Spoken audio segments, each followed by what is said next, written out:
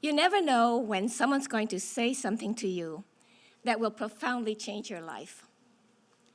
When I was 25, I, who had been known as being bright-eyed and bushy-tailed, why, you know, found myself at the brink of a catastrophic breakdown.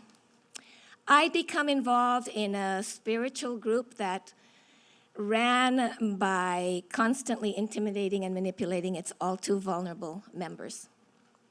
When I couldn't take it anymore, I decided to look for peace by moving into what had been a kennel worker's cabin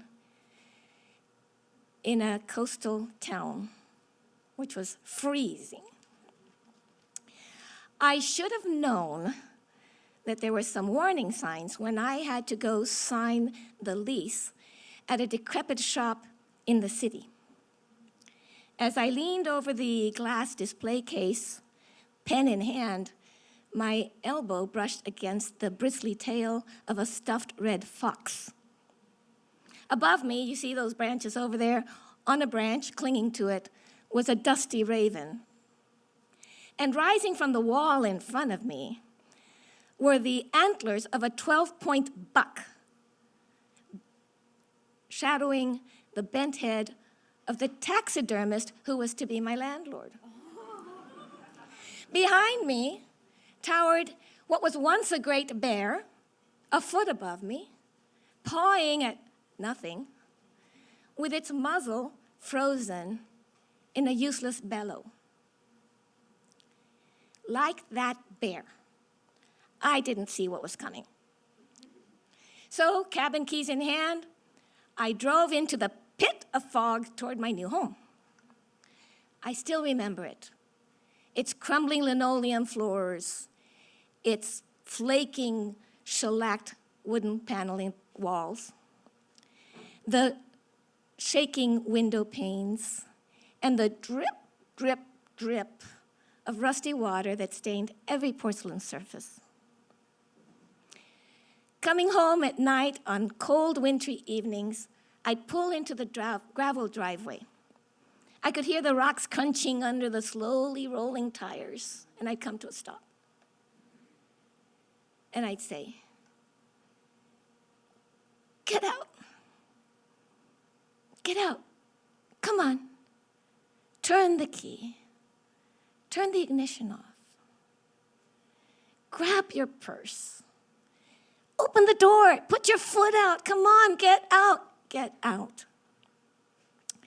I had left everything and everyone I knew behind. Remember, I was describing the house. I remember the sound of the wall furnace as it went on. But nothing could make that house warm enough for me. I was shivering from solitude.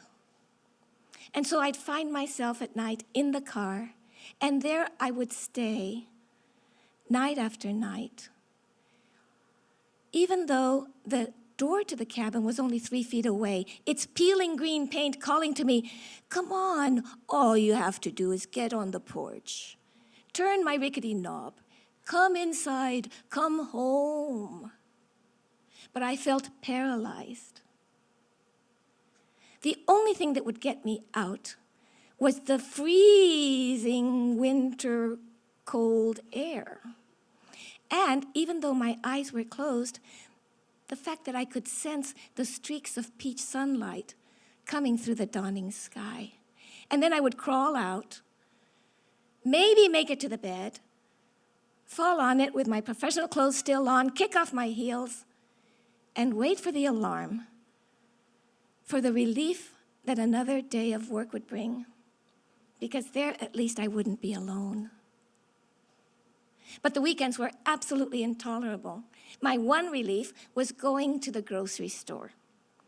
One day I found myself in the produce aisle where I used to delight in the mounds of produce, but right now I was just looking blankly at it like I looked blankly at pretty much everything.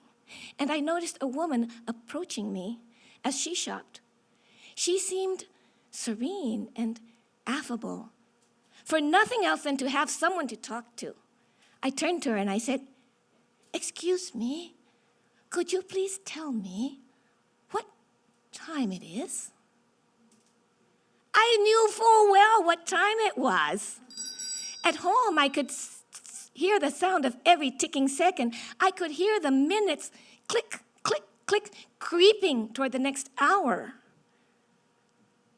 She looked at her watch and said, warmly, 10 to 10, time to rejoice.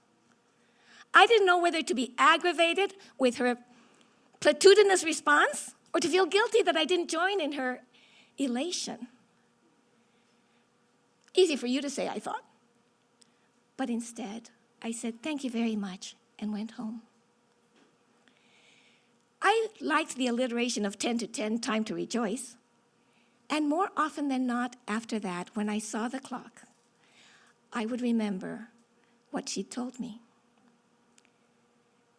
It took a long time, but imperceptibly, her words and that moment became something I could hold on to, day after day, night after night. Gradually, I came to understand that serenity is something that is natural, gentle, and inward, not to be gained by force, and that life puts guides along the way. I often wonder what happened to that woman in the grocery store. I imagine she's still rejoicing, though she'll never know just how profoundly she changed this stranger's life.